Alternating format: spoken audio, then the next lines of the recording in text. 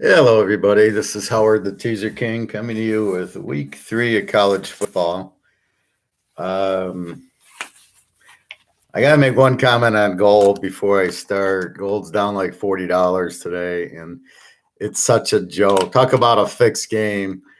The Chinese want to buy it, and the Russians want to buy it. So therefore, what's happening is they sell these fake contracts, which are sell contracts, and there's so that the gold price goes down, but it's not real. It's only so they can buy more at a cheaper price. It's all illegal. It's all bullshit. But that's not the real price of gold. It's really a fake price of gold because it's being manipulated. So if you own gold, don't worry, it'll come back. Once the shit hits the fan and the dollar goes to zero, the gold will go way up. But just an FYI, because uh, a lot of people don't understand that. They think, oh, gold's no good, I'll buy crypto. Well, crypto is not much better, but I really don't want to get into that on this. It's football, but just be patient on the gold. It will be much higher in the next. You can't say for sure what date, but the next 6 months, 9 months, the troubles will happen. The economies will go broke, and gold price will jump up. So just keep that in mind. So that's really what's happening. As I explain football the same way. All right, week 3 college football. What do we look at? Week 1, I went 8-2. Week 2, I went 2-8. Week 3, I'm hoping to go 10-0. So what happened? I got fooled because teams that I thought were Z teams, bad teams, like a Stanford, loses to Kansas State 24-7. I think, they're a bad team this year because I don't know. I mean, you can only read, but they're not that good of a team. They play USC, who looks really good, and USC loses 48-24 or something, and you're like going, well, how did that happen? Stanford's lousy. Forget that USC was a 17-point favorite. That doesn't mean anything. That's just what makes the betting even. And I understand that. So the spread's really not, the team A is going to beat team B by so much. It's really just getting the betting even. That's what it's supposed to be, is to get the betting even. So I'm reevaluating all the teams this week, looking at the quarterbacks, because now I got 2 weeks of quarterback stats. It's not great, but it gives me an indication if the team's a passing team or a running team or a balanced team. So what's a passing team? Well, they throw for like 400 yards, like Mississippi State, like Leach, 400 yards, 20 yards running. Or they're a running team like Army. They throw for 10 yards and they run for 300. Or a team like, maybe UCLA, who runs for 250 and throws for 250. They're a balanced team, so they can run and pass. That's what I'm looking for. However, when I play a weak team, I want at least a balanced team or a passing team, because they're going to score a lot. So that's what I'm looking for. So I'm getting the statistics. Now, the other thing is Nebraska playing a Lehigh. Well, you can't really get any statistics out of that. They win 62-8. You can't differentiate what that means because it's a weak team. So now they played Buffalo. Now I get a little bit more stats on Nebraska and a little more on Buffalo. So, and then the betting adjust accordingly, the lines. So this week, Coastal Carolina was playing Buffalo. If this was week 1, Buffalo would be a 3-point favorite. After watching the Nebraska game, Charlotte or Coastal Carolina is a 10-point favorite, 14-point favorite. It's again, what's with Buffalo? They're a very good team, so you can't understand the spread. So because you see the Nebraska game, that's last in your mind, but they're not at Nebraska playing Nebraska. They're at home playing Coastal Carolina. Now, Coastal Carolina, they're the team that beat BYU last year, like 17-14, when BYU was winning everything. So, yeah, they got a great quarterback, McCall. Are they that strong? How bad's Buffalo? And this is what you get out of this game, is you start seeing what's happening. So we need at least one more week of really looking at it going, okay, now that I've got two normal games, Nebraska, now they're playing Oklahoma. Okay, now they played Buffalo and Oklahoma and Illinois. Now I got a feel on Nebraska. I got a feel on Oklahoma. They're playing a good team.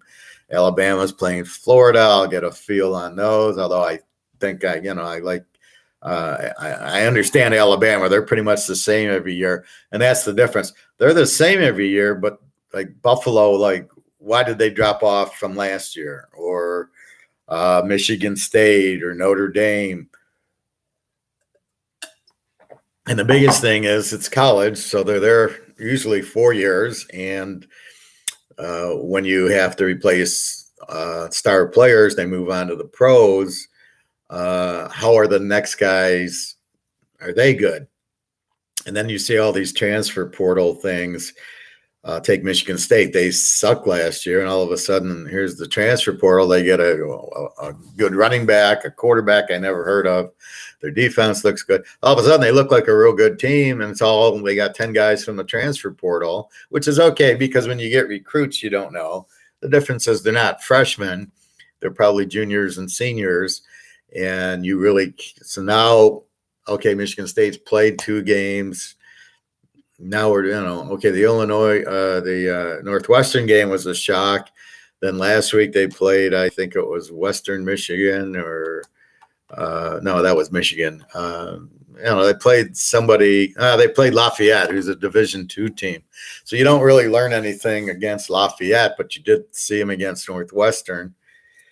However, we saw Illinois beat Nebraska, and then Illinois get killed by, some nobody.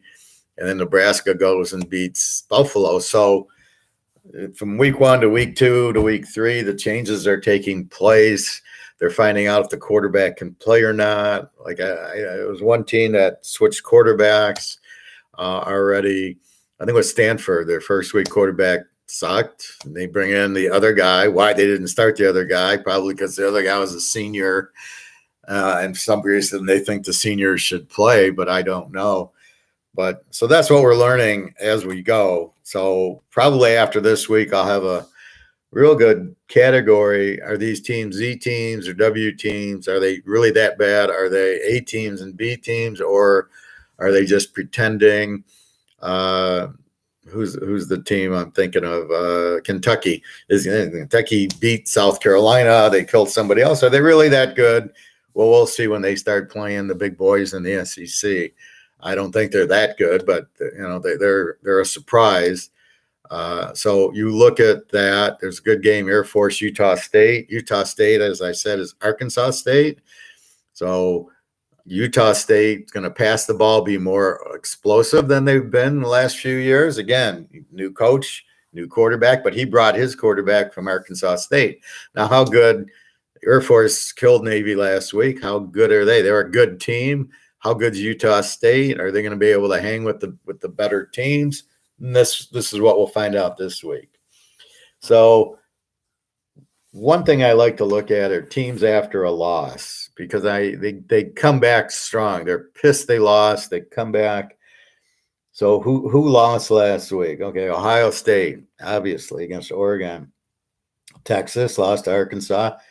Washington to Michigan. Florida State lost to a Division II team. Now, I'm really confused about them. They play Notre Dame to the wire, and they lose to a Division I or II, whatever they're called now. Mackenzie Milton is quartering, so I'm really surprised they lost last week, and now they're a road dog to Wake Forest, and I'm like, okay, which team is, okay, Mackenzie Milton has been out for 2 years. How much time does he need to get back to his status? And normally this would be a lock, taking Florida State with Mackenzie Milton, who's been playing. Probably by midseason I will do that, but now I got to watch and go, okay, let's see how he's doing. And they should do much better. They should win this game or keep it close. But again, you're watching. I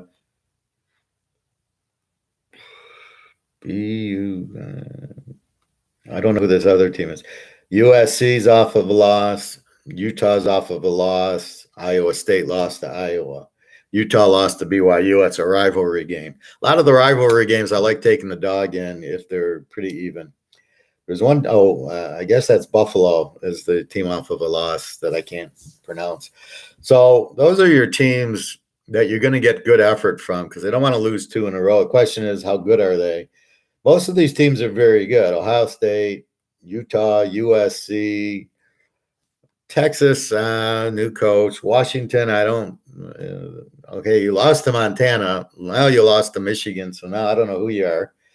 Florida State, I know has been bad, and they got Mackenzie Milton, so we'll see. Buffalo, I don't know how they couldn't move on Nebraska. It was shocking. So that's one way to bet is looking at that and trying to figure it out. Now, Ohio State's got a new quarterback, but they seem to be scoring. I looked at his quarterback stats. He looks pretty good. Next thing I'm looking at are strong quarterbacks or who I can believe to be strong quarterbacks. So I look at their stats. They're throwing for 300 yards a game. They have like 10 touchdowns and 0 interceptions, maybe 6 touchdowns and 0 interceptions like that. So who are there? Well, Florida Atlantic, Florida International, Bowling Green, Central Michigan, Miami of Ohio, Toledo, Ball State. A lot of the MACs. I don't think I finished up. Probably the smaller schools. So just so you get a feel. The weak quarterbacks are these that you want to bet against because they can't score. They're terrible. They're not going to move. These would be Rice, UAB, Southern Miss, Old Dominion, New Mexico State, Connecticut, EMU, Eastern Michigan, Kent, Akron, San Diego State, UNLV, Georgia State, Louisiana Monroe. Most of the weaker teams. Those are the teams nobody really knows. I follow them because there's a lot of good bets you can make with them. So that's what you have there.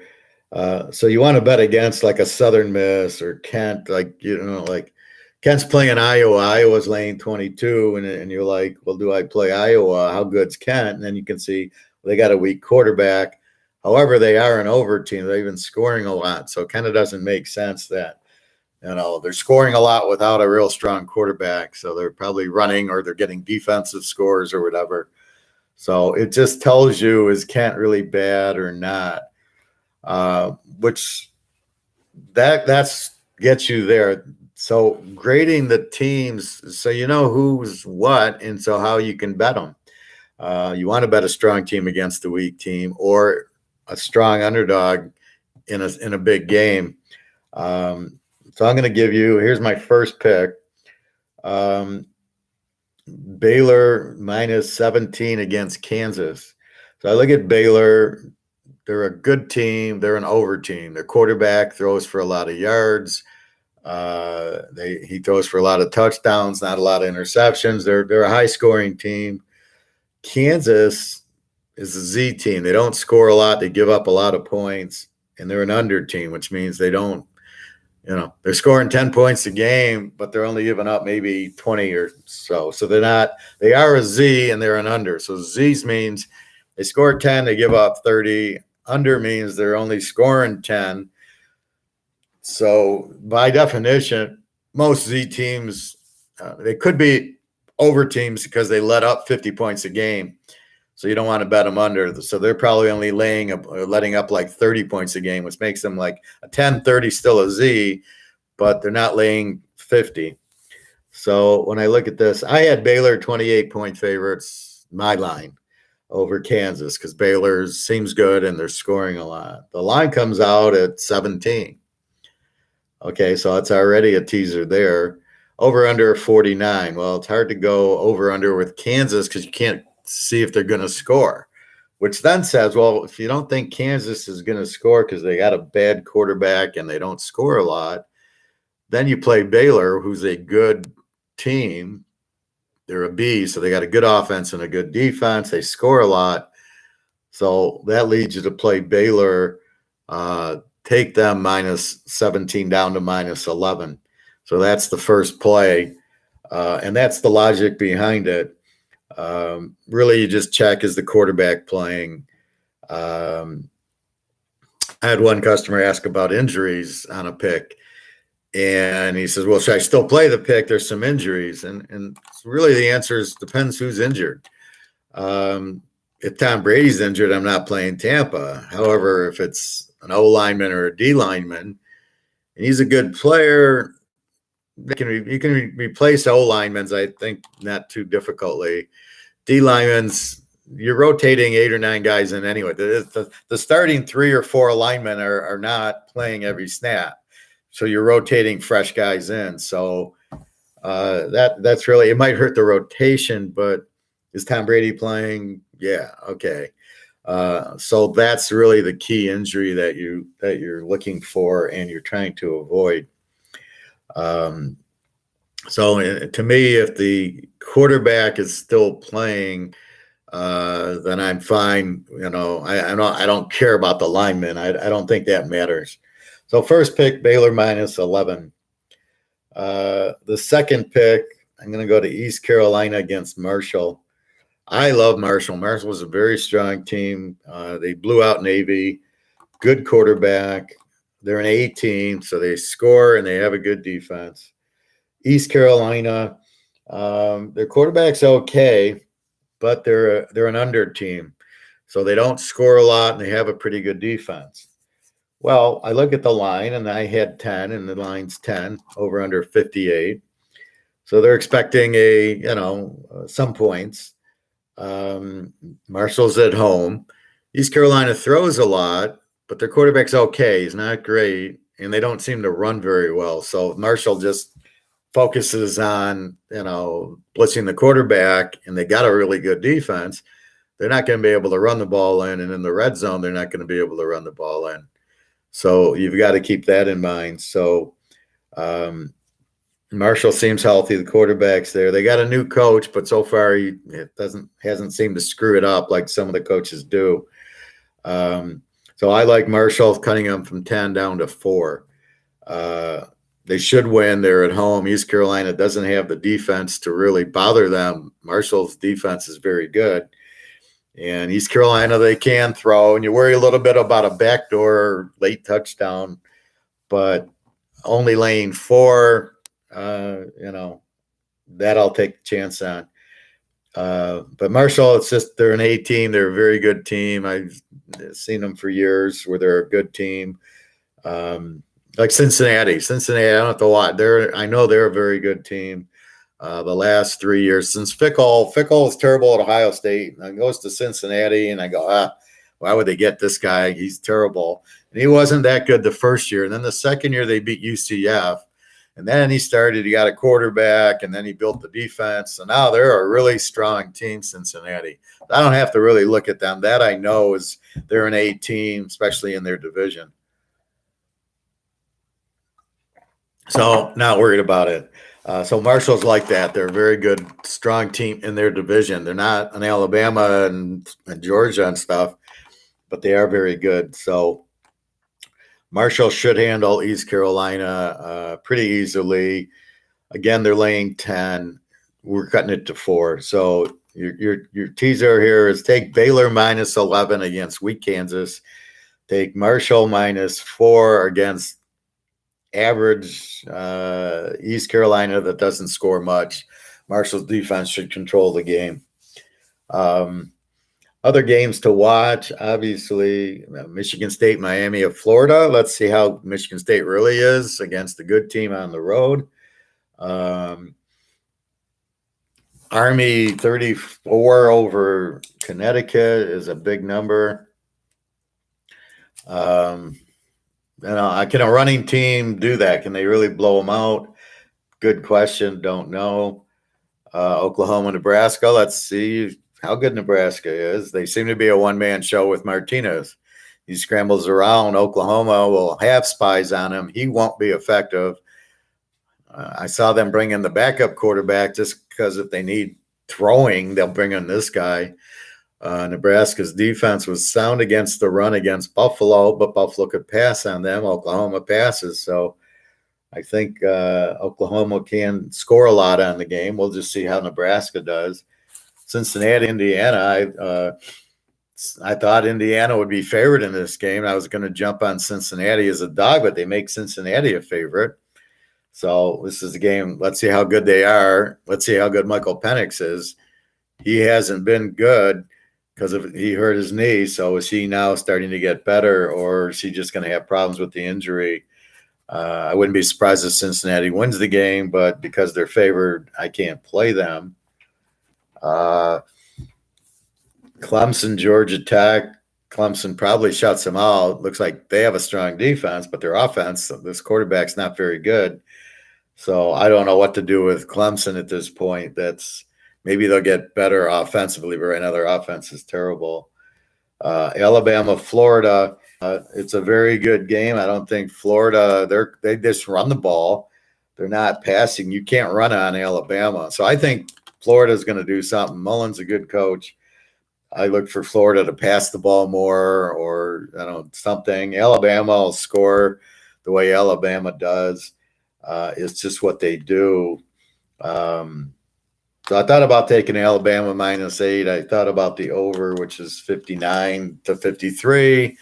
I'm not sure what Florida is now. They're a running team. So are they going to score a lot? Are they gonna run the ball? Because you can't run on Alabama. As I've said many times, they run the 70s Steelers because that's where Saban learned it from Perlis. Perlis was the defensive coordinator of the Steelers in the 70s, went to Michigan State. Whatchamacallit? God, I can't, Saban. Saban's the linebacker coach, then becomes defensive coordinator, running the Steeler defense, takes it to LSU, now to Alabama as a Steeler defense. So that is meant to stop the run. So Saban stops the run. If Florida can't pass, they're in trouble, but I think they can pass. I think there's two quarterbacks. There's this fast running quarterback, the Lamar Jackson type, who can't throw very well. And then they have another one, a little bit more like a Mahomes, where he can run, but he's a better thrower. So I think we'll see him more. So I don't know what to do with it because I can't play Florida because they just run the ball. They're not going to do much against Alabama, although they can surprise and start throwing the ball around. I know what I'm going to get from Alabama, which is probably at least 30 points. I don't think Florida's got that killer D they had last year. Again, unknown.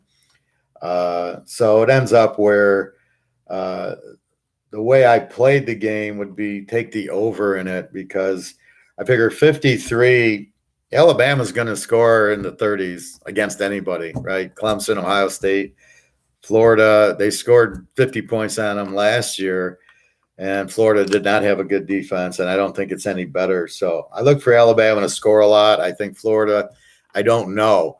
Will they score a lot and ruin the spread of the 14, or will they not score at all, score a little enough to get to the over and lose 40-14 like everybody else does against Alabama?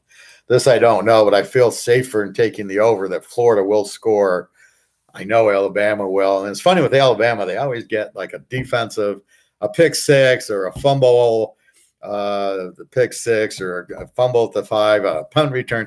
They always have a couple of defensive or special team touchdowns, and then they go up and down the field.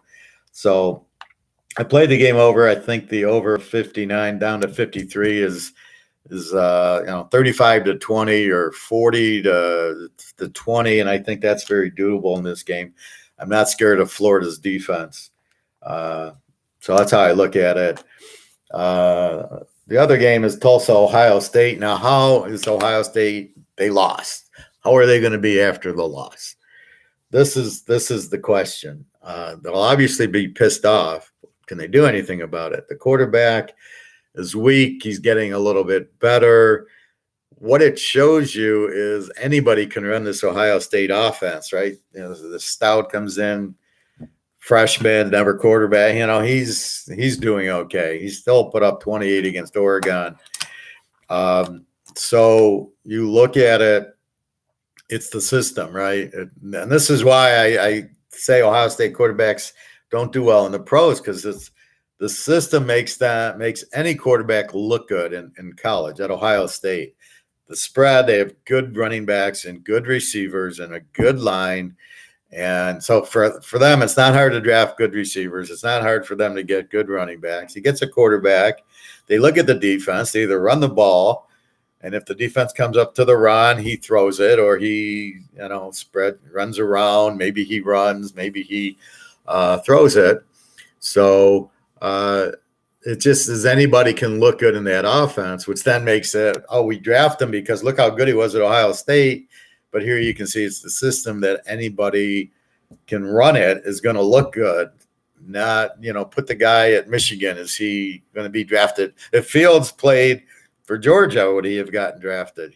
Remember, he got beat out by Jake Fromm, and he goes to Ohio State. Why didn't he stay at Georgia? Was he that worried about that he couldn't make the team, or he couldn't do well, or he'd do better at Ohio State?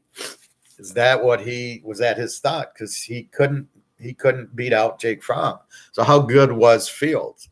And again, he looks better at Ohio State, just like Alabama. They look better there with the system, or Oklahoma, than they would.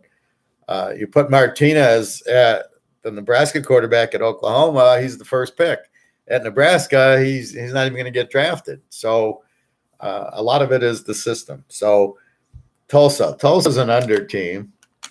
They have a fairly good defense, and they don't score a lot. Quarterback's nothing. So they're not going to light it up like Oregon did. Like Oregon came in and ran and got 28, 35 points. Tulsa's not going to do that. Now, Ohio State putting up points on Oregon's got to have a better defense than Tulsa. So they're going to put up a lot more points, and defensively they should be able to stop Tulsa, because Tulsa really shouldn't bother them because they don't score a lot anyway. They're more of an under team, which means they run it or throw short passes. So Ohio State, on the other hand, is going to be pissed off. They lost. So look for them to play with much more emotion and blow them out. They're going to say, we're Ohio State. The kid's now got a couple of games underneath his belt. The quarterback, defensively, they're pretty good. I'm not worried about Ohio State's defense. It's not where it's been, but it's pretty good. It's got some young freshmen who are very good. So I look for Ohio State to put up a 50 on Tulsa. Again, they put up 28 on Oregon, who's got to be a better team than Tulsa. So let's say 40. And they're pissed because they lost. So let's say maybe even gets to upper 40s or 50. You're laying 24 down to 18. Over under 60. I can't play the over because I can't trust Tulsa. I can see Ohio State getting to 50, but I can't see Tulsa getting to 14 because they're an under team. So therefore, it's going to be hard to get to that 54 number in a teaser. But all I got to do is lay 18, and Ohio State off of a loss. If this was a regular game, I wouldn't play it. Off of a loss, they're gonna really be pissed off. And this is why you look at this angle when you bet is a good team off of a loss. So definitely like Ohio State down to 18 and a half. As long as it's under 21, but it should be. I mean, the spread. I got 24 and a half. My original line, my line was 31. So it's 24 and a half. I think it went down. It was 25, went to 24 and a half. So I'm not worried, unless the quarterback gets injured, take Ohio State. But it's like a revenge game, right? The team has focus. It's emotional. We're not going to lose 2 games, right? We can't lose 2 games. We're Ohio State. Now, the only good thing is Oregon wasn't in conference. This game's not in conference, so they can still win the Big Ten, still go to the playoff, but they can't lose 2 games. Now, their problem is a lot like Clemson's. They got the new quarterback. So Clemson's quarterback, he's not used to it. Ohio State's quarterback is running the same system, and he's young at it. So played pretty well against Oregon considering, but I look for a big game out of him against Tulsa where they start, okay, look for he doesn't know what to look for, right? Oh, I didn't see the linebacker, the safety came up, or I didn't audible to this play. He's not going to run audible. So as the season goes, he'll learn to do that more, and that's what you'll basically see. So those are the picks basically. Again, Baylor -11, Marshall -4. Couple of the minor plays I gave you. Nice game to watch. Fresno State, UCLA. UCLA laying 11.5, 62.5. Fresno State's an excellent team. They're an over team. UCLA, I kind of have as an over team. I don't think they're doing. LSU lit them up, and I think they killed Hawaii. So UCLA is going to score a lot. Fresno State has a good quarterback. They can score. Neither team really has a great defense, and you can't sell Fresno State short. They're a very good team. So keep that in mind. So this will be interesting if Fresno State wins or keeps it close. I wouldn't be surprised if it was a close game.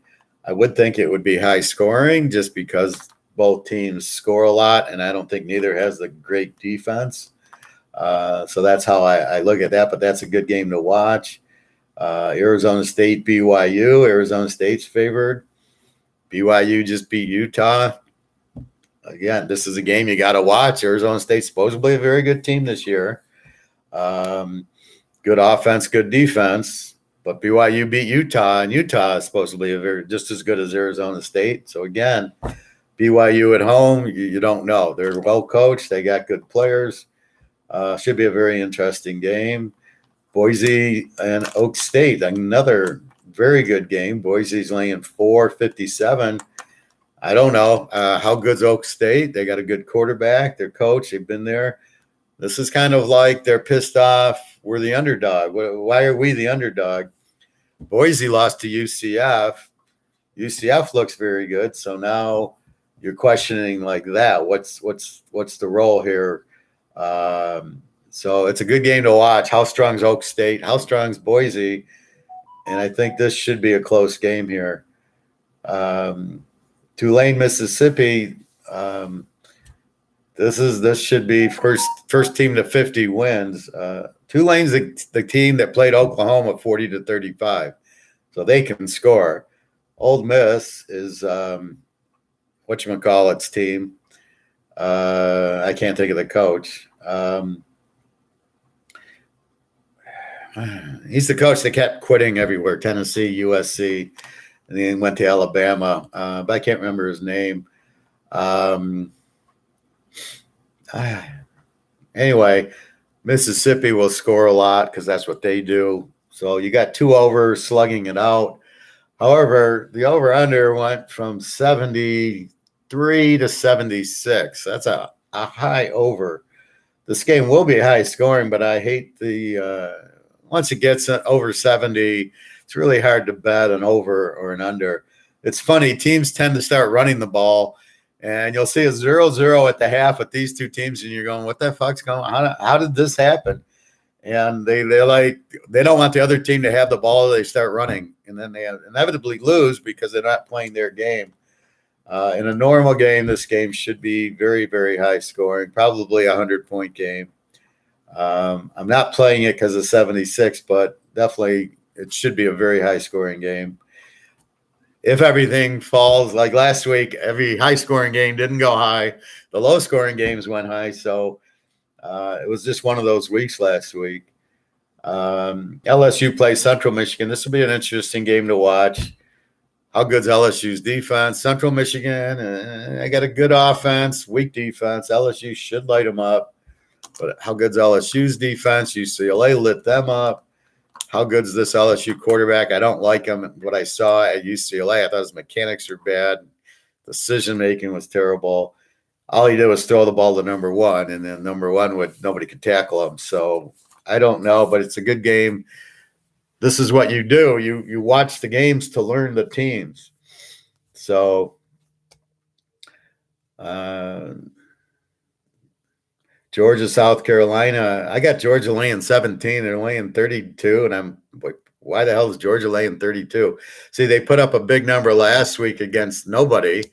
I don't even know if it was a division. Was it even a Division I team? Georgia.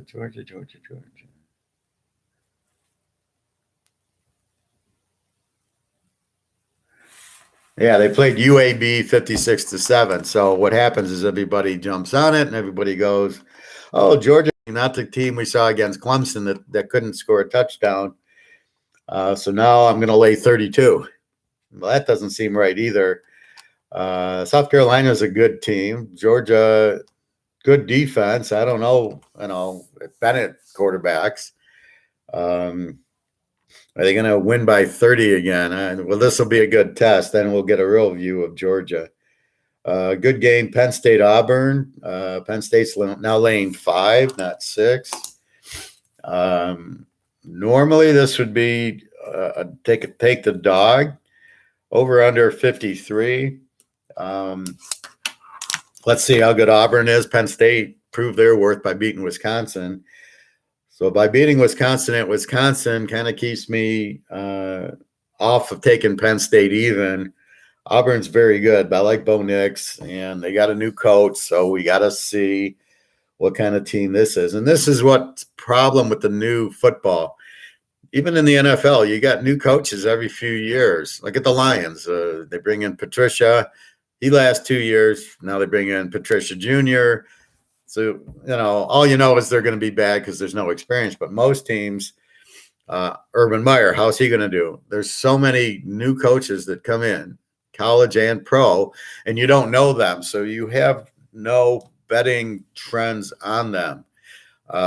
So therefore, you can't sit there and go, oh, okay, I know the Auburn coach.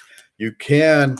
Now, Gus Malzahn went from Auburn to UCF. I got background there. I feel comfortable betting UCF with Gus Malzahn, but I don't know who the new Auburn coach is.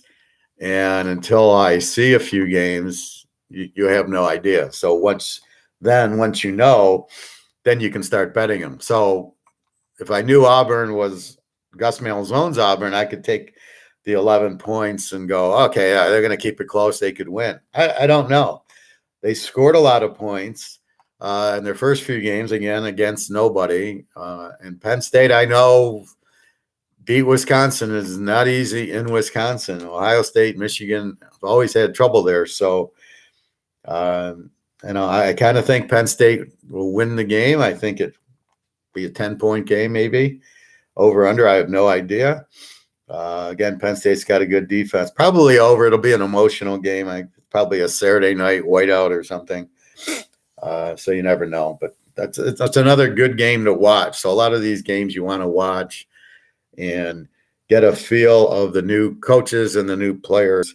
But that's why. So the play of Baylor and Marshall, I know Baylor and Kansas. Kansas sucks. I know Baylor is good this year, and they should blow out Kansas. And then Marshall, East Carolina. I know Marshall, even though there's a new coach, I'm betting the quarterback, the team, everybody's back.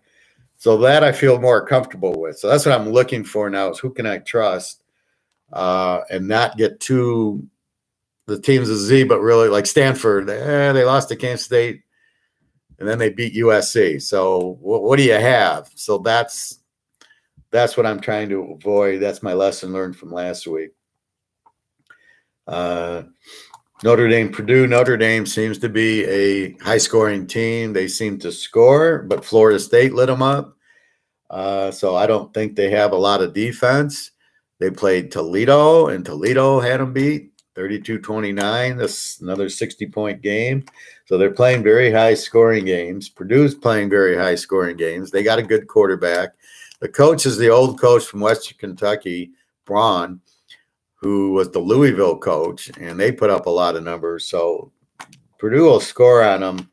They have a good quarterback. If Toledo scored on them, Purdue will score on them.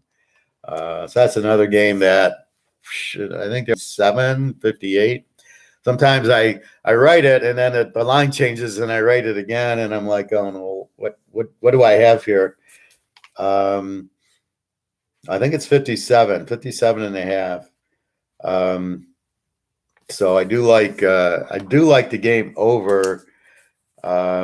This is a game where you really can't trust. How do you trust Notre Dame to win it? So this is where you evolve. Before you would take Notre Dame. Oh hell, they're -1 to Purdue.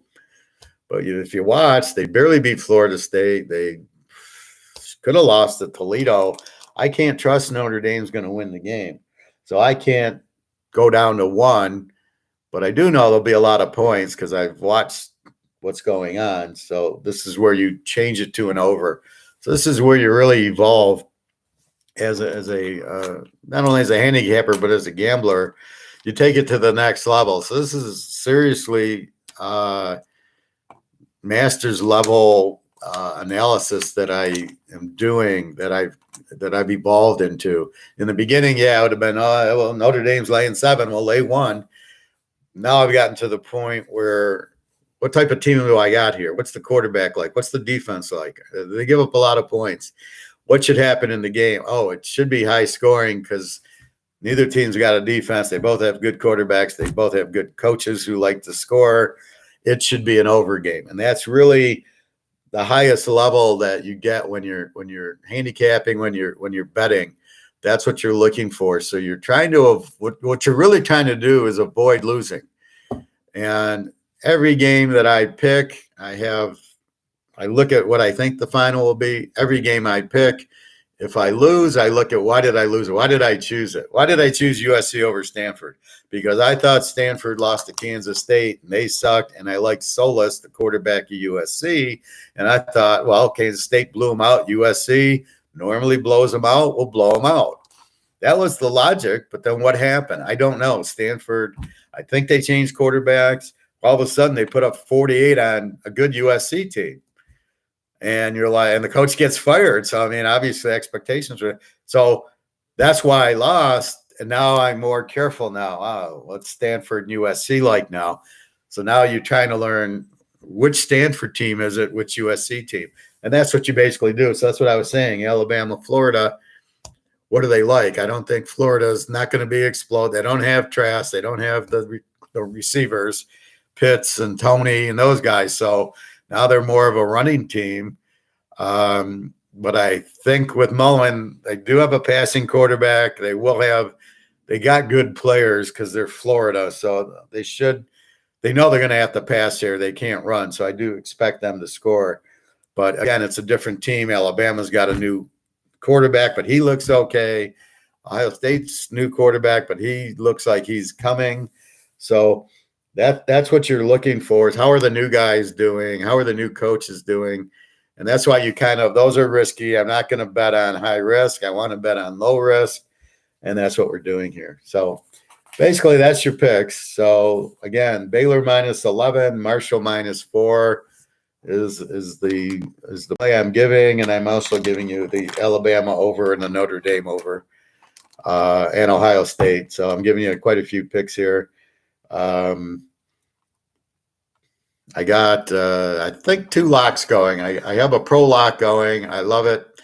If you watch my pro video, you probably know it, but I think I have about 8 pro picks, 1 or 2 locks, and I got a college lock that I put out. So again, I think it's 75 for the pros, 75 for the college. I think it's 1 1/4 for both, and you get all the locks included. You can buy the locks if you want just the locks, or you can buy the picks, and you get the locks with it. Again, the lock is like, I really love this play. Everything looks good. They're playing a weak team. They're a strong team. They need the game. They're going to score. It's a good matchup. Everything seems to say this should be an easy win. That's the theory of the lock. It doesn't always come through. But like last week, Seattle over Indy. I love Russell Wilson, and Seattle I knew would score, and Indy, I don't like Carson Wentz, so it made it an easier lock. And the spread was initially Seattle was -2 down to -1. That's when I locked it to +5, going, even if they lose, they're not going to lose by more than 4 points. Which is the line makes the lock. So if Seattle was -14 last week, I wouldn't have locked the game. I wouldn't have played the game.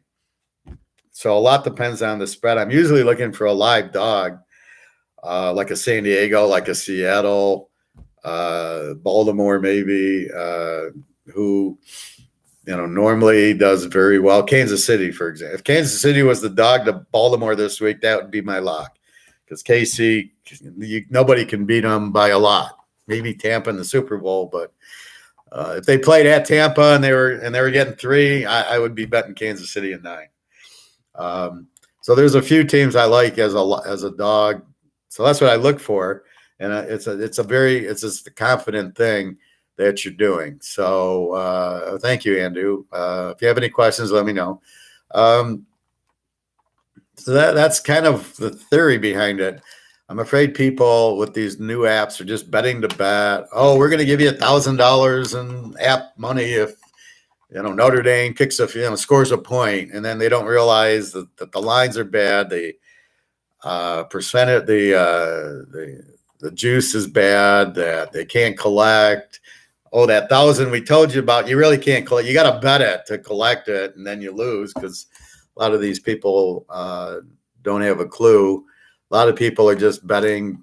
They don't know what to do with their money, and they buy crypto, buy gold, buy stocks, buy baseball cards, bet. They don't know what to do. So this is just good theories that I've worked on for really since 1970. I learned about teasers in 77, and I really honed in on it with Montana, and then I really focused on it.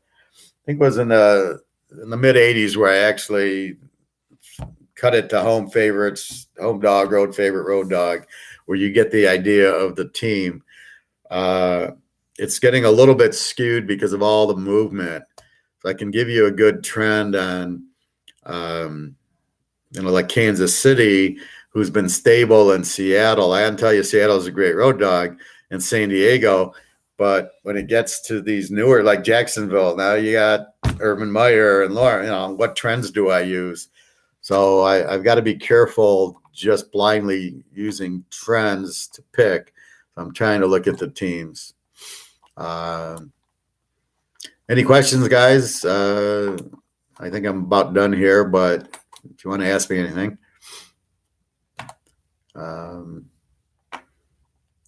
All right. So www.teaserking.com. You can get a hold of me. You can buy the picks. You go in, you basically buy them on PayPal, and then it says come back to the site for the password. Then you go into the picks and you put in the password and you get the picks.